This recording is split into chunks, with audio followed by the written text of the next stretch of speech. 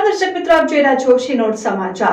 અંકલેશ્વર શહેર એ ડિવિઝન પોલીસે જૂના પિરામણ ગામ નાની તળાવ વગાવાથી જુગાર રમતા 5 જુગારીયાઓને 31,000 થી વધુના મુદ્દામાલ સાથે ઝડપી પાડ્યા।